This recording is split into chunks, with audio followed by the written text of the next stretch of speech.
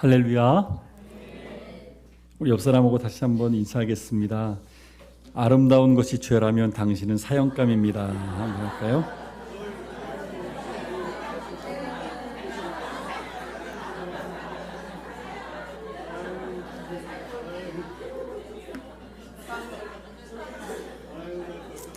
예.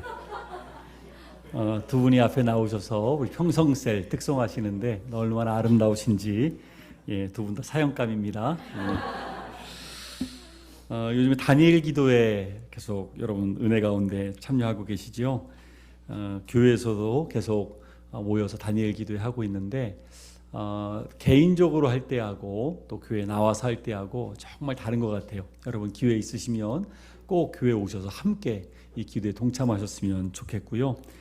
특별히 저는 이틀째 우리 김수연 집사, 여기 사진에도 나와 있는데요, 화상을 당하셨는데 온몸의 55%가 불에 다 탔습니다. 너무나 끔찍한 사고를 당했고, 더 끔찍한 것은 사고를 당한 이후에 드레싱이라고 하는 것을 하는데, 3살이 돋아나면 그것을 또 다 긁어내고 또 긁어내고 드레싱을 하고 계속 이런 반복들을 하면서 정말 힘들고 고통스러운 그 과정들을 이분들이 이제 간단하게 설명을 했습니다. 살아난 것이 기적이고 감사하긴 하지만 그 고통을 겪으면서 힘들었던 이야기들 얼마나 참 아팠을까요? 근데 이분이 간증하는 내용은 자기가 고통 가운데 이제는 아프지 않다라는 내용이 아니라, 모태신앙인으로 태어나서 하나님을 제대로 알지 못했고 너무나 교만했고, 하나님이 좀 계시다면 저를 좀 찾아와 주세요 막 이렇게 따지듯이 기도했는데, 화상 이후에 자기의 모든 교만들이 다 불로 태워졌다는 것입니다.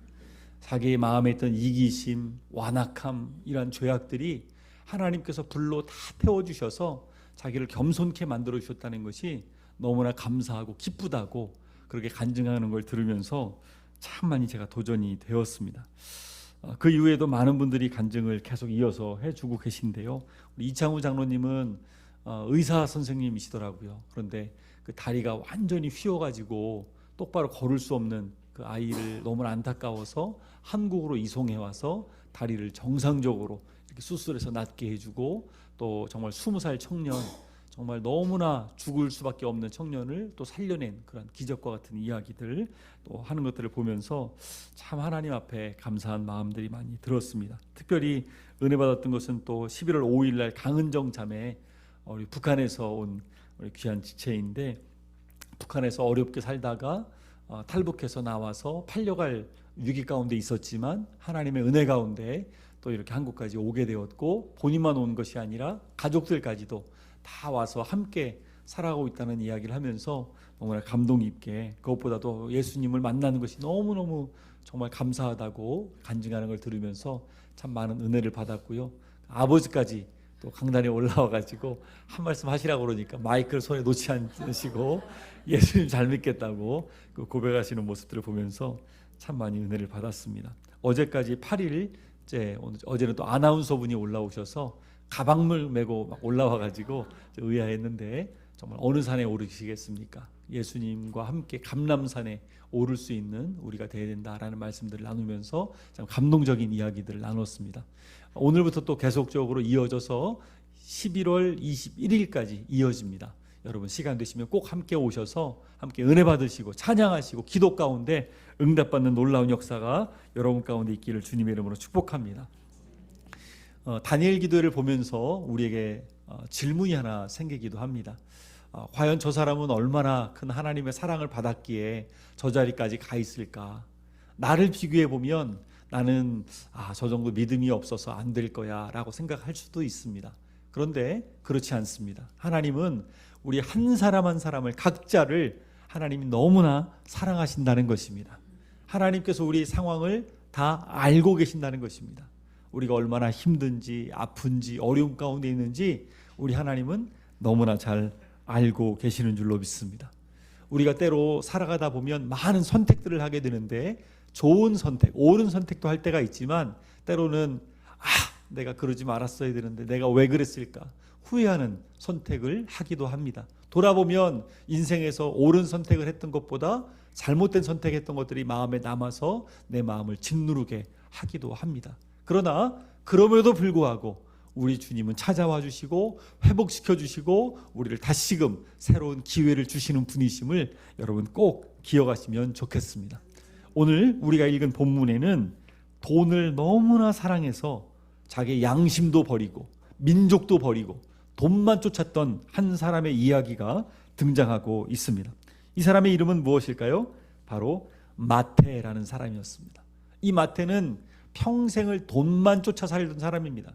돈만 벌면 내가 행복할 것이다 라는 생각을 가지고 돈을 위해서라면 양심도 내버리고 관계도 다 내버리고 돈만을 위해서 그것을 목적 삼아서 달려온 사람의 이야기가 오늘 등장하고 있습니다. 가버나움이라는 이 큰 도시에서 세금을 왕창 걷어들여서 로마에 어느 정도는 바치고 나머지는 착복하는 그러한 세리의 직업을 이 사람은 가지고 있었습니다. 그날도 마찬가지로 세관에 앉아서 어떻게 하면 이것을 부풀려 가지고 내가 더 많은 것을 가질까라고 고민했을지도 모릅니다. 그런데 그날은 다른 날과 똑같지 않았습니다. 누군가 그 앞을 지나가시는 것입니다. 예수님이셨습니다. 예수님이 그 세리 마태의 앞을 지나가셨습니다. 세리는 그동안 많은 사람들에게 손가락질 받으며 살았습니다. 저 로마의 개와 같은 놈, 저 민족의 반역자, 저 죄인 중의 괴수라고 다 손가락질하고 그런 비난을 받으면서도 불구하고 돈이 최고라고 여겼기 때문에 돈을 벌어서 자기의 만족과 유익을 위해서 그렇게 목표를 삼고 달려가던 마태였습니다. 예수님이 오셔서 마태를 바라보시는데 예수님의 눈빛이 달랐습니다. 많은 사람들은 마태를 바라보면서 저 죽일 놈, 저 죄인 중에 괴수라고 막 비난의 눈초리로 그냥 욕을 하면서 마태를 바라봤습니다. 늘 로마의 군병들을 데리고 다니면서 사람들의 세금을 뺏는 그러한 마태였습니다. 그런데 예수님의 눈빛은 달랐습니다. 예수님은 마태의 마음의 중심을 아셨습니다. 그가 얼마나 자기가 돈을 벌면서도 많은 마음의 자책감이 있는지, 많은 마음의 고민이 있고 갈등이 있는지 예수님은 그것을 다 보시고 아셨습니다. 그리고 마태는 예수님에 대한 소문을 그동안 많이 들어왔습니다. 나병 환자, 사람들이 가까이 하기도 싫어하는 나병 환자지만 예수님은 가까이 다가가셔서 그를 만지시고 깨끗게 하시고 죄사함을 선포하시는 예수님의 이야기를 들었고 보았습니다. 중풍병자, 어떻게든 고칠 수 없어서 그냥 평생을 중풍병으로 살아야 되는데 예수님께서 중풍병 환자를 고쳐주시고 자기가 들어왔던 그 침대를 메고 나가는 그 모습들을 보았고 그런 경험했습니다. 그리고 들었습니다.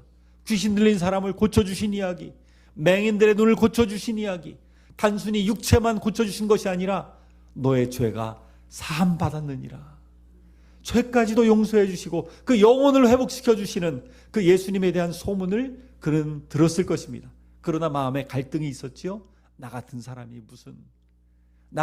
무슨 예수님을 따라다니나 라는 마음의 갈등들이 있었을 것입니다. 사실 이 마태의 이름은 다른 이름이 있습니다. 마가복음과 누가복음에는 마태라고 기록하지 않습니다. 레위라고 기록합니다. 레위는 레위 제사장 집안의 한 사람이라는 뜻입니다. 사실은 그는 집안 자체가 거룩하게 하나님을 예배하는 집안이었습니다. 그런데 그는 성공을 위해서 그 모든 것을 내팽개쳤습니다. 마태라는 이름의 뜻도 그 부모가 지어줬는데 여호와 하나님의 선물 이런 뜻으로 마태라는 이름을 지어줬습니다. 그런데 전혀 하나님의 선물답지 못하게 죄인 중에 죄인으로 완전히 타락한 사람으로 그렇게 일평생을 그는 양심을 내팽개치고 살아왔던 것입니다. 그런데 그 마음의 갈등과 그 마음의 후회함과 그 마음의 여러 가지 외로움들을 예수님은 아셨고 따뜻한 눈빛으로 마태를 바라보시며 말씀하시는 것입니다. 우리 같이 한번 마태복음 9장 9절 예수님 뭐라 말씀하시는지 그리고 마태는 여기에 대해서 어떻게 반응하는지 같이 한번 읽어보겠습니다. 마태복음 9장 9절입니다. 시작. 예수께서 그곳을 떠나 지나가시다가 마태라는 사람이 세관에 앉아 있는 것을 보시고 이르시되 나를 따르라 하시니 일어나 따르리라. 아멘. 그날도 마태는 여전히 죄악을 짓는 세간의 자리에 앉아 있었습니다.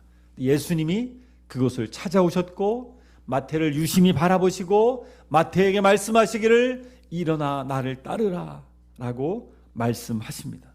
제자로의 부르심입니다.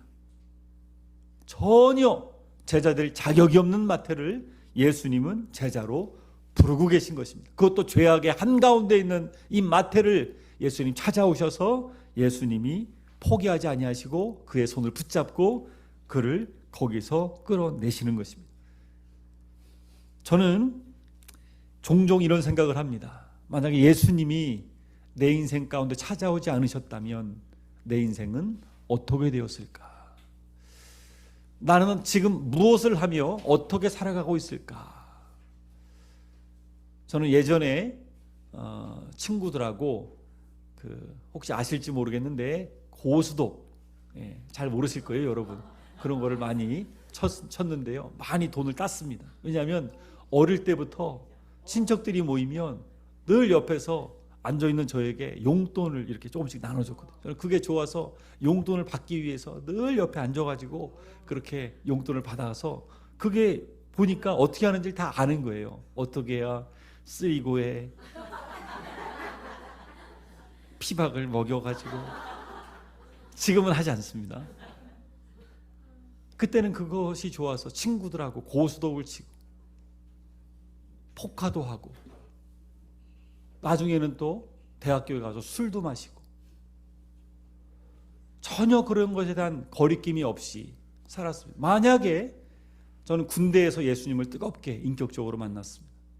예수님을 내가 만나지 못했다면 나는 지금 과연 어디서 무엇을 하고 있을까? 혹시 도박, 혹시 알코올 여기에 빠져서 허덕이고, 아니면 세상에 돈을 쫓아서 집이 가난했기 때문에 나는 무조건 커서 돈을 많이 벌일 거야 라는 마음에 그러한 응어리들이 있어서 돈을 쫓아 양심을 저버리고 살았을 수도 있습니다. 그런데 예수님을 만나고 나서 저의 인생은 바뀌었습니다. 얼마나 감사한지. 로마서 5장 8절에 분명히 말씀하고 있습니다. 우리가 아직 죄인 되었을 때에, 죄에서 돌이켜서 따라갈 때 주님이 만나주신 것이 아니라 아직 죄인 되었을 때에 그리스도께서 우리를 위하여 죽으심으로 하나님께서 우리에 대한 자기의 사랑을 확증하셨느니라, 확실히 증거하신 것입니다. 우리가 아직 죄인 되었을 때에 우리는 다 양 같아서 그릇 행하여 각기 제 길로 갔거늘 여호와께서는 우리 모두의 죄악을 그에게 담당시키셨도다. 예수님께서 우리 모두의 죄악을 여전히 죄인 되었을 때에 우리의 죄를 다 짊어지시고 십자가에 달려 돌아가셨습니다. 이 사실을 깊이 깨달은 사람은 감격하여 찬양할 수밖에 없지요. 노예 선장이었던, 노예를 잡아들여서 아프리카 노예를 팔아먹던 뉴턴이라는 사람, 하나님을 뜨겁게 경험하고 나서 나중에 성직자가 되었죠. 일평생 주님을 찬양하며 살았습니다. 대표적인 찬양이 있지요. 나 같은 죄인 살리신, 얼마나 감사한지. 일평생을 나 같은 죄인 살리신 그 은혜 놀라와 잃었던 생명 찾았고 광명을 얻었네 고백하며 일평생을 그는 그렇게 사는 것입니다. 그런데 여러분, 우리가 하나 주목해서 봐야 될 것은 예수님이 그렇게 초청하셨는데 거기에 불응했다면 어떻게 됐을까요? 마태가 만약에 무슨 그런 소리를 하냐고, 나는 돈이 좋다고, 절대 당신의 제자가 될 생각 없다고 안 따라갔으면 어떻게 됐을까요? 그러나 이 마태의 마음을 꿰뚫어 보신 예수님께서 그 인자한 음성으로, 그 따뜻한 눈빛으로 찾아오셨을 때 거부할 수 없었습니다. 마태는 자리를 박차고 일어났습니다. 여기 단어에서 일어나라는 단어를 원어를 검색해서 보면 부활하다라는 뜻이 있습니다. 죽음에서 부활하는 것입니다.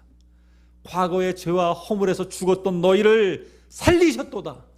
하나님께서 우리를 살려주시는 것입니다. 나를 따르라고 주님은 우리에게 말씀하시죠. 매일매일 주님은 우리에게 찾아오셔서 말씀하십니다. 따뜻한 음성으로 우리에게 말씀하십니다. 그 주님의 음성에 귀 기울이고 순종하는 결단이 우리에게 요구되는 것이죠. 마태는 결단했습니다. 그리고 자신의 과거를 다 청산했습니다. 얼마나 좋은지 나 같은 사람을 불러주신 이제는 예수님을 따라 살리라. 모든 것을 다 버려버렸습니다. 마태복음 13장 44절을 보게 되면 우리가 잘 아는 그러한 비유를 예수님이 들려주십니다. 천국 비유죠. 어린 학생들이 많이 부르는 노래도 이것을 말씀을 통해서 부른 노래가 있어요.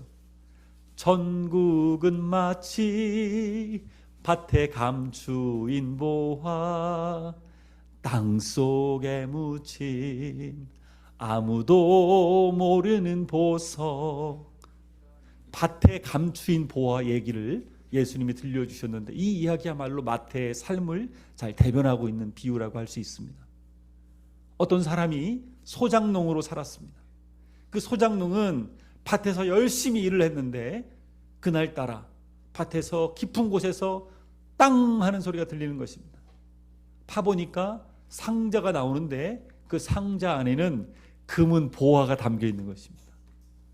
재빨리 그것을 다 덮었습니다. 왜냐하면 땅 주인의 것이거든요. 그리고 기쁨으로, 어찌할 수 없는 거죠. 기쁨으로 돌아왔습니다. 그리고 자기의 것을 다 팔아서 그 밭을 사기 위해서 노력을 합니다. 요즘 부르는 찬양에는 땅 팔고 집 팔고 냉장고까지 판다고 되어 있는데 정말 자기 있는 것을 다 팔아가지고 그 밭을 샀습니다. 주변 사람들은 말렸을 것입니다.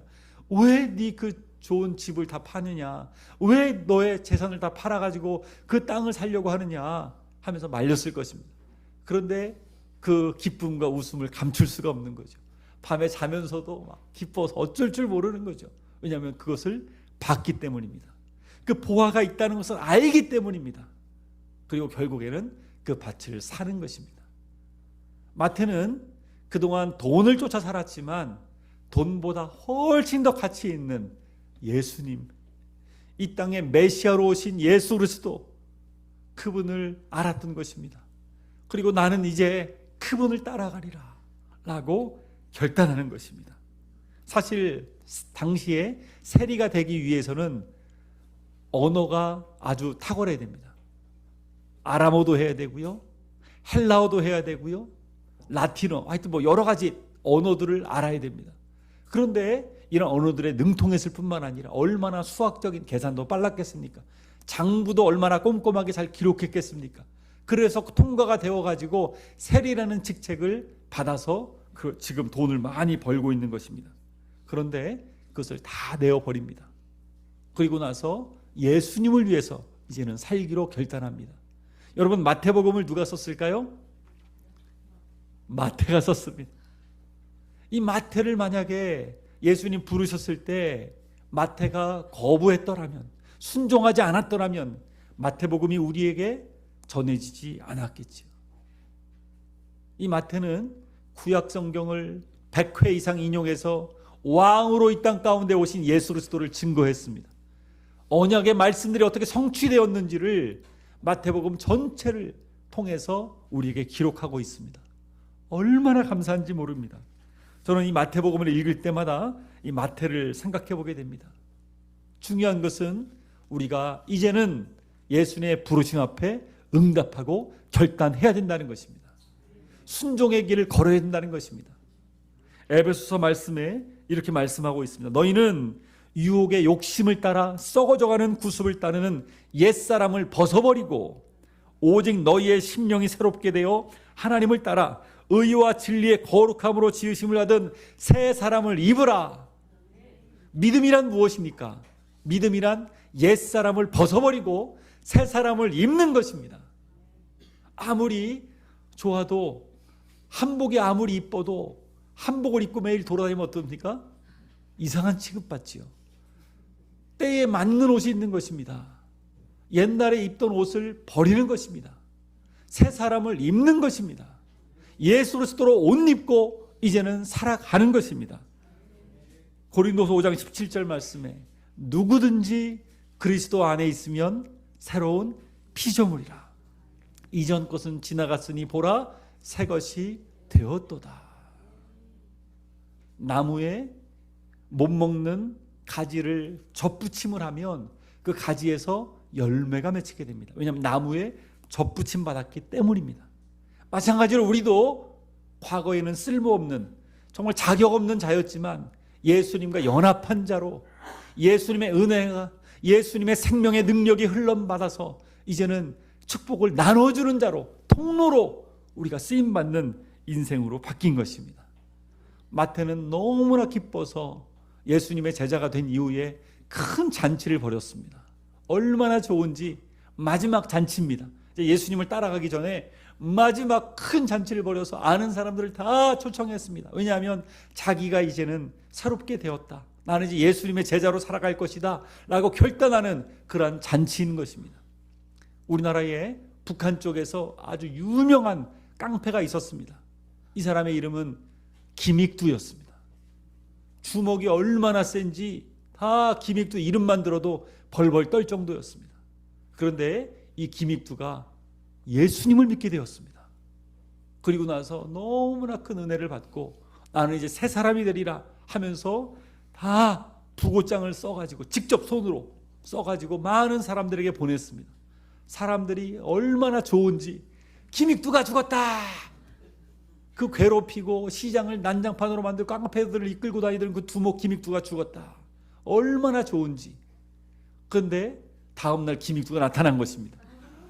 얼마나 막 사람들이 죽었다면서 왜 저렇게 돌아다니냐. 깜짝 놀라서 보니까 김익두는 얘기하는 것입니다. 옛날에 나는 죽었습니다. 나는 새로운 사람이 되었습니다. 정말로 김익두는 새롭게 변했습니다. 어느 날은 밤중에 길을 가는데 깡패들이 달려들어서 김익두를 막 때려놨습니다. 돈을 다 내놓으라고 했습니다. 그때 김익두가 다 털고 일어나면서 내가 누군지 아느냐? 내가 바로 김익두다. 그러니까 무릎을 다 꿇고 앉아가지고 살려달라고, 제발 살려달라고, 형님 잘못했다고. 그러니까 괜찮다. 다음날 나랑 교회 가자 해가지고 그 사람들을 다 교회로 전도했다는 유명한 일화가 있습니다. 마찬가지로 이 마태도 새 사람이 되었습니다. 얼마나 좋은지 사람들을 다 초청했습니다. 그런데 그 잔치에 초대된 사람들이 어느 사람일까요? 같은 직업의 업종에 있던 사람들, 죄인들, 많은 죄인들이 몰려온 것입니다. 세리들이 몰려온 것입니다. 당시에 바리새인들, 율법학자들, 종교인들은 거룩하게 살았기 때문에 죄인들과 전혀 어울리지 않았습니다. 그 사람들의 자리에 가지도 않았습니다. 예수님은 당당하게 마태의 잔치자리에 상석에 같이 그들과 함께 어울리는 것입니다. 이 모습을 본 바리새인들이 이해가 되지 않는 거예요. 어째서 저 위대한 랍비가, 선생이 저렇게 죄인들 사이에 있단 말인가? 지금은 우리가 밥을 같이 먹는다는 것은 누구라도 먹을 수 있지만 당시에는 식사를 같이 한다는 것은 그 사람을 나의 공동체로 받아들인다는 의미가 있어요. 나는 이 사람의 친구다라는 의미를 포함하고 있는 것입니다. 예수님의 별명이 죄인의 친구입니다. 늘 죄인들을 가까이 하셨거든요. 바리새인들은 이해가 되지 않는 거예요. 철저하게 자기들은 율법을 지키면서 살아왔는데 저 예수는 율법도 안 지키나 보다 하면서 더 예수님을 죽이려고 달려드는 것입니다. 그러나 마태는 너무너무 좋았습니다. 예수님이 잔치자리에 함께 오시고 말씀을 들려주신 것이 너무너무 좋았습니다. 그러나 마음 한편으로는 예수님이 마태를 데리고 다니면 어때요? 사람들이 계속 수군거립니다. 야야, 저 세리를 데리고 다닌다. 이 유명한 마태, 가버나움에서 세리였기 때문에 사실은 제자들도 마태를 외면했을 것입니다. 싫었을 것입니다. 제자로 산다는 것은 함께 밥을 먹어야 되고 함께 잠을 자야 되고 함께 다니는 것인데 늘 이 세리 마태 쳐다보기만 해도 너무 싫은 것이죠. 그런데 마태는 너무 좋았습니다. 고개를 들 수 없었지만 예수님이 나 같은 사람도 불러주셔서 제자 삼아주신 것이 얼마나 감사하고 좋은지, 사람들이 수군거려도 예수님이 나를 선택해 주셨다는 그 감격 때문에 늘 예수님을 따라다니는 것입니다. 사람들이 그렇게 비난을 해도, 그런데 예수님께서 그 비난의 소리를 들으셨습니다. 10절 11절 보니까 마태의 집에 앉아서 많은 사람들과 함께 음식을 잡수시고 있는데 바리새인들이 막 비난을 하죠. 어찌하여 너희 선생은 세리와 죄인들과 함께 잡수시냐 하면서 막 비난을 하니까 예수님께서 말씀하십니다. 우리 12절 13절 같이 한번 읽어볼까요? 시작. 예수께서 들으시고 이르시되 건강한 자에게는 의사가 쓸데없고 병든 자에게라야 쓸데있느니라. 너희는 가서 내가 긍휼을 원하고 제사를 원하지 아니하노라 하신 뜻이 무엇인지 배우라. 나는 의인을 부르러 온 것이 아니요 죄인을 부르러 왔노라 하시니라. 예수님께서 중요한 두 가지 말씀을 하십니다. 첫 번째, 건강한 사람에게는 의사가 쓸데없고 필요 없고 병든 사람에게야 필요가 있다라고 하시는 말씀입니다. 여러분, 건강한데 의사에게 갈 필요가 있어요, 없어요? 건강한 사람은 의사에게 가지 않습니다. 건강검진 때문에 뭐 가기도 하지만 아프지 않는 이상 의사 앞에 그렇게 갈 일이 많지 않습니다. 아프면 급하게 의사를 찾아가는 것이죠. 급하게 의사에게 가서 진단을 받고 병을 치료를 받는 것이죠. 다리가 부러지면 또 아니면 어디가 다치면 급하게 가서 의사를 찾아가야 됩니다. 여기서 말하는 이 의사는 예수님입니다. 여기서 말하는 이 병자는 죄인입니다. 성경은 말하고 있습니다. 로마 3장 23절 말씀에 모든 사람이 다 죄를 범하였음에 하나님의 영광에 이르지 못하더니, 모든 사람에게는 사실 다 의사가 필요합니다. 우리는 다 죄로 말미암아 오염되었고 죽어가고 있습니다. 죽어가고 있습니다. 지옥불에 들어가고 있습니다. 우리에게는 다 의사이신 예수님이 필요합니다. 예수님 말씀하십니다. 너희가 병자인 것을, 병들었음을 너희가 깨닫기를 원한다. 그리고 13절에 내가 긍휼을 원하고 제사를 원하지 아니하노라. 호세아에서 말씀하셨는데 이 뜻이 무엇인지 좀 배웠으면 좋겠다. 나는 의인을 부르러 온 것이 아니라 죄인을 부르러 왔다 라고 말씀하시는 것입니다. 예수님이 말씀하시는 것은 영혼을 사랑하라라는 것입니다. 예수님은 몸소 이 땅에 오셔서 상처받은 영혼들, 버림받은 영혼들, 소외된 이들 예수님이 친히 찾아가셨습니다. 남편이 5명이나 있었지만 결혼에 실패해서 또 다른 남자와 살고 있는 여인을 예수님 대낮에 찾아가셨습니다. 그리고 그에게 목마르지 않는 영원한 생명수에 대해서 말씀하시면서 그 여인에게 놀라운 진리의 말씀들을 선포하십니다. 내가 바로 메시아다, 그리스도다. 그 여인은 완전히 회복되어서 이제는 자기 인생이 부끄럽지 않고 메시아이신 예수님을 전하는 인생으로 변했습니다. 거지 바디메오가 앞도 보이지 않아서 그렇게 소리치면서 다윗의 자손 예수여 나를 불쌍히 여겨주소서 라고 했을 때 제자들은 다 옆에서 시끄럽다고 조용히 좀 하라고 막 구박을 했지만 예수님은 걸음을 멈추시고 다가가셔서 그를 고쳐주셨습니다. 너의 믿음이 너를 구원하였도다 라고 말씀해 주셨습니다. 7 귀신 들린 막달라 마리아 예수님께서 가셔서 고쳐주시고 깨끗하게 해주셔서 막달라 마리아가 예수님 부활하셨을 때 가장 먼저 만난 여인이 되었습니다. 나인성에 과부가 있었는데 너무나도 사랑하는 아들이 죽었습니다. 그 장례 행렬, 이 과부는 얼마나 우는지 과부로 아들만 바라보고 살았는데 아들이 죽었습니다. 그 장례 행렬에 예수님 다가가십니다. 그리고 그 아들을 살려주십니다. 우리 예수님은 이런 분이십니다. 우리가 힘들고 어려울 때 우리의 상황을 모르시는 분이 아니라 누구보다 잘 알고 계시는 분이십니다. 이번에 다니엘 기도회 가운데 한 분의 설교 제목이 아버지 아시죠? 라는 제목이 있었어요. 이분은 이름이 손정희 장로님. 사업이 완전히 망해가지고 리어카를 끌고 붕어빵 장사를 하는데 붕어빵에 있는 이 팥이 먹기 싫어서 자기가 먹던 그 차가운 고구마를 갖다 집어넣어가지고 같이 이렇게 데펴 먹으려고 했는데 옆에 지나가던 학생들이 왜 좀 특이한 걸 드신다 그래가지고 나눠주니까 그게 맛있다고 그래가지고 그게 소문이 나가지고 오히려 더 잘 되고, 나중에는 와플을 만드는데 이제 먹다 이제 아까워서 버리기 아까워가지고 거기다가 크림을 막 저었더니 또 새로운 메뉴가 탄생이 돼가지고 결국에는 거기가 유명해져가지고 소외된 사람들 같이 가맹점을 만들고 하면서 전국 체인이 세워서 지금 와플 대학, 제가 아직 먹어보진 못해가지고 얼마나 맛있는지 모르겠는데 어쨌든 너무너무 인기 있는, 그리고 교회를 열심히 섬기는 장로님으로 쓰임받는 모습을 보면서 이분이 늘 고백하는 것, 아버지 아시죠? 하나님 아버지는 우리의 속마음을 다 아십니다. 마태의 마음을 아시고 찾아오셨던 주님, 우리의 마음 누구보다 우리 주님이 가장 잘 아시는 줄로 믿습니다. 제가 최근에 읽은 책 중에 너무나 감동받은 내용이 있었습니다. 거기 나오는 주인공은 에릭 리들이라는 사람입니다. 영화로도 나왔죠. 불의 전차라는 영화입니다. 1980년대에 나와서 굉장히 인기를 끌었던 오래된 영화입니다.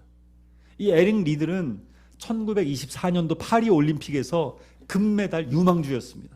영국 국민들이 얼마나 이 에릭 리들이 달리기를 잘하는지 100m 선수였습니다.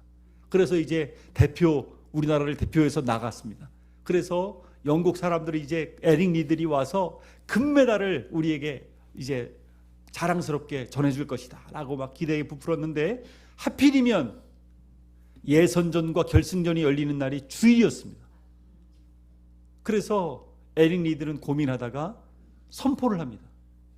나는 주일에는 뛰지 않기로 이 경기를 포기합니다. 기권을 해버린 거예요. 그러니까 난리가 났습니다. 영국 국민들이, 기자들도 난리가 났어요. 어떻게 이럴 수 있느냐, 나라를 대표해서 선수로 나갔는데 어떻게 이럴 수 있느냐, 막 함성이 자자합니다. 이 나라에는 왕이 있고 왕자가 있잖아요. 여왕이 있잖아요 지금도. 근데 왕자가 친필로 보냈습니다. 제발 주일이지만 뛰고 나서 예배를 드려달라고. 그랬더니 이 사람이 그거를 거부했습니다. 그리고 주일날 그냥 예배를 드리러 갔습니다. 예선전을 포기해버렸어요. 얼마나 비난을 들었는지 몰라요. 그리고 나서 출전하지 않는 400m 경기에 자기가 나가겠다고 했습니다. 왜냐하면 이 사람은 100m 선수인데 400m 나가봤자 어차피 안 될 거다라고 생각했는데 이 사람이 400m에 나가게 되었습니다. 이 사람은 사실 선교사님의 아들이었습니다. 선교사님의 아들로 중국에서 출생을 했다가 나중에 영국에 와서 학교를 다니고 대학교 다니면서 뽑혀가지고 선수로 출전한 선수였는데 믿음이 너무너무 신실한 사람이었죠. 400m에 드디어 출전을 했습니다. 땅 하고 이제 올려서 막 달리는데 굉장히 빨리 달리는 거예요. 왜냐하면 100m 달리기처럼. 그래서 그걸 보는 사람들이 야, 100m 선수라서 400m를 이렇게 달리는 것처럼 하면 금방 곧 쓰러지겠다 생각을 했답니다. 200m도 막 얼마나 빨리 달리는지 금방 이제 따라잡힐 것이다 라고 생각했는데 300m, 400m까지 계속 빨리 달리는 거예요. 세계 신기록을 세웠습니다. 너무나 놀래가지고 외신 기자들이 다 몰려가 어떻게 그렇게 빨리 400m를 달렸냐고 하니까 처음에는 제 힘으로 달렸습니다. 최선을 다했습니다. 그 다음부터는 하나님께서 주신 힘으로 달렸습니다. 내 힘이 아닙니다. 하나님이 하셨습니다. 그렇게 고백을 합니다. 그가 영국으로 돌아왔을 때 많은 사람들이 얼마나 축복을 해주는지, 우리 영국의 신앙, 자존심을 네가 지켰다. 이제 와서는 막 그렇게 막 띄우고 그 다음에 금메달까지 따왔으니까 얼마나 막 높아졌겠습니까? 그리고 나서 머지않아서 대학교를 졸업을 했습니다. 근데 졸업 연설할 때 이 사람이 대표로 나와서 연설을 하는데 이런 얘기를 하는 거예요. 저는 화려한 영웅으로 살고 싶지 않습니다. 저는 복음을 전하는 선교사로 살기를 원합니다. 대학교를 졸업하자마자 23살에 중국 선교사로 떠났습니다. 그리고 중국에서 복음을 전하는 삶을 살았는데요. 태평양 전쟁 때 포로로 잡혔습니다. 포로 수용소에서도 많은 사람들을 돌보며 정말로 귀한 삶을 살았습니다. 43살 때 결국에는 그 포로 수용소에서 삶을 마쳤습니다. 이 사람의 일대기를 결국 영화로 만든 것이 불의 전차라는 영화고 많은 상을 받기도 했습니다. 저는 이 에릭 리들의 그 이야기를 들으면서 금메달보다 더 귀한 가치를 알은 사람이 아닌가라는 생각을 했습니다. 이 마태를 생각할 때 자기가 누렸던 그 많은 돈보다도 예수님이 얼마나 가치 있는지 알았던 것입니다. 에릭 리들 금메달보다도 예수님이 얼마나 가치 있는, 복음을 전하는 게 얼마나 가치 있는 인생인지를 그는 알았기 때문에 당당하게 그 길을 걸어갔던 것입니다. 고린도전서 1장 27절 말씀하시죠. 하나님께서 세상에 미련한 것들을 택하사 지혜 있는 자들을 부끄럽게 하시고 세상에 약한 것들을 택하사 강한 것들을 부끄럽게 하려 하시며 하나님께서 세상에 천한 것들과 멸시받는 것들과 없는 것들을 택하사 있는 것들을 폐하려 하시나니 이는 아무 육체도 하나님 앞에서 자랑하지 못하게 하려 하심이라. 마태는 알았습니다. 자기같이 천하고 비난받고 아무것도 아닌 자를 예수님이 불러주신 그 은혜를 마태는 알았습니다. 그래서 마태는 마태복음을 기록하면서 10장 3절 말씀에, 우리 한번 찾아볼까요? 마태복음 10장 3절 말씀에 자기에 대해서 12제자의 이름을 쭉 나열해서 기록하면서 자기는 이렇게 기록을 하고 있는 것입니다. 3절 말씀 같이 한번 10장 3절입니다. 시작. 빌립과 바돌로메, 도마와 세리 마테, 알페오의 아들 야고보와 다데오. 네. 다른 사람들은 뭐 어부 베드로 이렇게 쓰지 않았어요. 근데 자기는 당당하게 세리 마테, 당시에 가장 비난받는, 가장 죄인 중에 대표라고 여기는, 경멸 천시받는 세리라는 직업을 당당하게 밝히는 것입니다. 왜일까요? 나 같은 사람도 예수님이 이렇게 귀하게 사용해 주셨다면 여러분들도 누구든지 그리스도 안에 있으면 새로운 피조물이 될 수 있습니다 라고 당당하게 밝히는 것입니다. 누가복음에 보면 예수님이 비유를 들려주시죠. 잃어버린 양, 잃어버린 드라크마, 잃어버린 아들. 세 가지의 다 특징이 뭐냐면 잔치를 벌인다는 것입니다. 양을 찾은 다음에 얼마나 좋은지 잔치를 벌입니다. 아마 양값보다 더 많이 들었을 거예요. 드라크마 하나를 찾았다고 잔치를 벌여요. 너무나 기뻐서. 아들이 왔다 그래서 큰 잔치를 벌입니다. 어마어마한 것들이, 돈들이 나갔지만 아까워잖아요. 이 비유를 예수님이 왜 들려주십니까? 이와 같이 죄인 한 사람이 회개하면 하늘에서는 회개할 것 없는 의인 99으로 말미암아 기뻐하는 것보다 더하리라. 우리가 주님 앞에 돌아왔을 때 하늘에서는 큰 잔치가 벌어집니다.